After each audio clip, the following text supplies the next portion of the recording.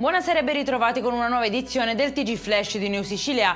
In apertura tragedia alla Rocca di Cefalù nel Palermitano, dove un turista americano di 61 anni è morto durante un'escursione. L'uomo in gita con la moglie si è accasciato a terra appena arrivato in cima. Nonostante l'intervento dei soccorsi, per lui non c'è stato nulla da fare. Le indagini sono in corso.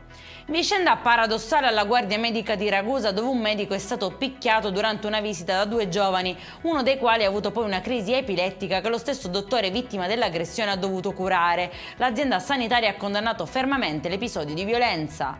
Arrestati padre e figlio per aver minacciato venditori ambulanti stranieri a Vulcano, usando anche la violenza fisica per costringerli a cedere le loro postazioni e ottenere l'esclusiva sul commercio itinerante dell'isola. Dovranno scontare una pena di oltre 8 anni. Svolta decisiva nel panorama della prevenzione del diabete mellito di tipo 1. Al Policlinico di Palermo è stata effettuata la prima infusione in Italia di un anticorpo monoclonale capace di rallentare l'esordio della malattia. La somministrazione è avvenuta su una giovane paziente di 23 anni. E in chiusura il meteo, continua la parentesi di sole in Sicilia anche per la giornata di domani, temperature in lieve aumento.